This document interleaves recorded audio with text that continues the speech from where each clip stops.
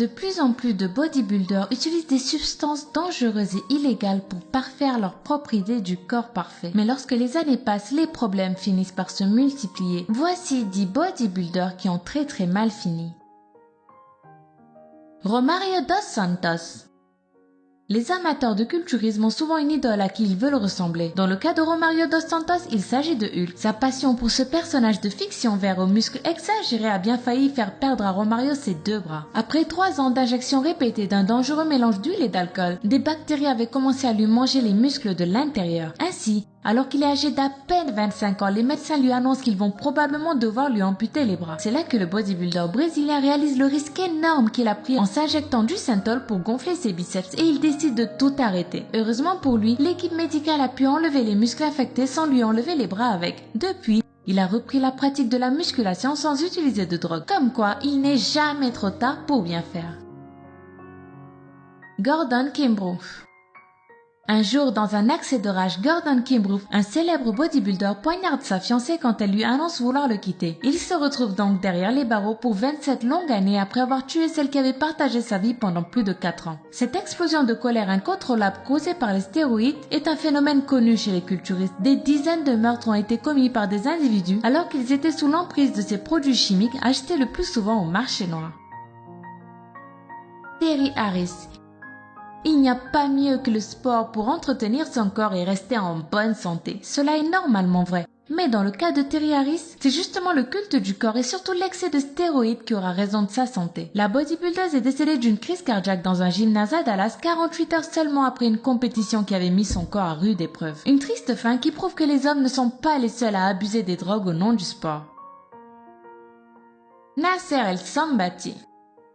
Nasser El Sambati était un bodybuilder engagé qui ne manquait jamais une occasion de parler des dangers des stéroïdes. Il donnait même parfois des conférences pour mettre en garde les passionnés de bodybuilding sur l'utilisation prolongée de substances potentiellement dangereuses. Il en connaissait donc parfaitement les risques pour la santé, mais curieusement lui-même continuait à en prendre. Ainsi son corps musclé au-dessus était en fait très malade en dessous et il finira par s'éteindre à 47 ans de la drogue qu'il avait pourtant passé sa vie à dénoncer. Andreas Munzer.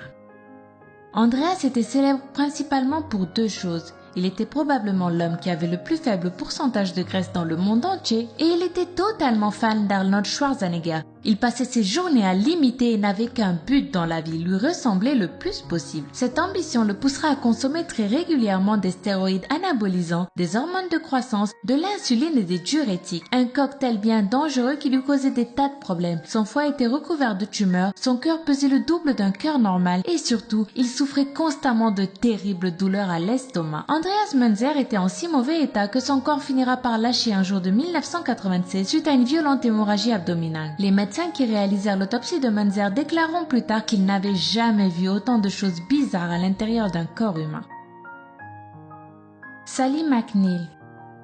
On ne peut qu'être impressionné en voyant le corps de Sally McNeil. Elle a beau avoir fait carrière dans les marines et dans le bodybuilding, à la vue de ses muscles saillants, on se doute bien qu'elle a aussi un petit peu abusé des stéroïdes. Et c'est cette addiction qui l'a probablement poussée à tuer son mari Ray le 14 février 1995. Alors qu'il préparait un dîner pour fêter la Saint-Valentin, Sally lui a tiré une balle dans le ventre et une deuxième en plein visage. Elle a ensuite plaidé la légitime défense, expliquant être victime de maltraitance. C'est vrai que la prise d'anabolisants était source de violences répétées dans ce couple de bodybuilders. Mais le fait qu'elle ait aussi menacé son premier mari avec un pistolet n'a pas vraiment joué en sa faveur. Sally McNeil s'est donc retrouvée en prison pour 19 ans et a été surnommée Sally la tueuse. Aziz Shavershian.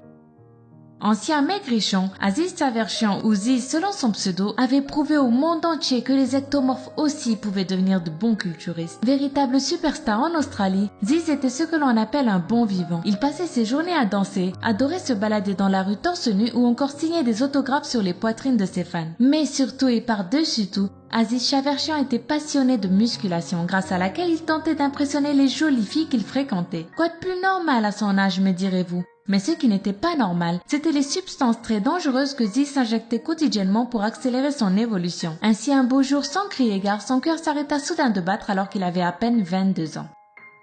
Arlindo de Souza. Au Brésil, il est fréquent que les bodybuilders s'injectent du synthol directement dans les muscles pour les gonfler et les rendre très imposants. Ce n'est pas très cher et le résultat est très impressionnant. D'ailleurs, voici des biceps qui connaissent très bien ce mélange d'huile et d'alcool, puisqu'ils en ont reçu tous les jours pendant des années. Surnommé La Montagne, Hulk ou encore Popeye, Arlindo de Souza a fini par devenir une star parce qu'il avait les plus gros bras artificiels de son pays. S'il a tout récemment arrêté cette pratique dangereuse, Arlindo de Souza confie avoir toujours en secret l'envie de recommencer. Greg Plitt. En 2015, Greg Plitt était l'un des bodybuilders les plus célèbres du monde. Mannequin, acteur et showman accompli, il aimait repousser ses limites. Amateur de sensations fortes, Greg avait aussi l'habitude de s'exercer dans des lieux inhabituels pour prouver à ses fans qu'il pouvait se muscler n'importe où. C'est ainsi que le 17 janvier 2015, pour les besoins d'un tournage d'une publicité, il décida d'aller encore plus loin. Il allait courir sur une voie ferrée pour prouver à tout le monde que lui, Greg Plitt, pouvait même aller plus vite qu'un train. Je n'ai pas besoin de vous raconter la suite, vous vous doutez bien de comment tout cela s'est fini. Greg s'est fait heurter par le train quelques minutes plus tard et rien ni personne n'a pu le sauver. Pourquoi Greg se prenait-il pour Superman? Probablement encore à cause des stéroïdes. Les drogues courantes dans le milieu du culturisme et les stéroïdes en particulier sont connus pour donner une confiance en soi surhumaine. Greg Plitt est donc mort à 37 ans et il est fort probable que ces substances aient joué un rôle dans le fait qu'il se sentait invincible, même face à un train. Candice Armstrong.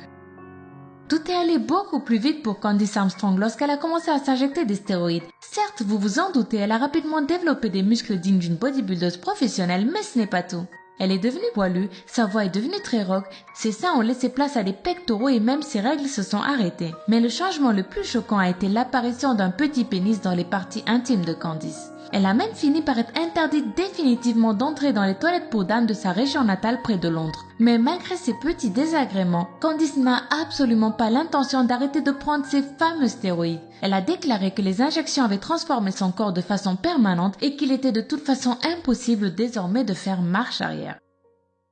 C'était 10 bodybuilders qui sont allés vraiment trop loin. Laquelle de ces histoires vous a le plus choqué? Dites-le nous en commentaire. Et si vous voulez plus de vidéos comme celle-ci, n'hésitez pas à soutenir le Lama Fâché en mettant un pouce en l'air juste en dessous de cette vidéo et à vous abonner pour ne pas rater la prochaine vidéo. Moi, je vous souhaite une bonne fin de semaine et à très vite sur Twitter ou sur Facebook.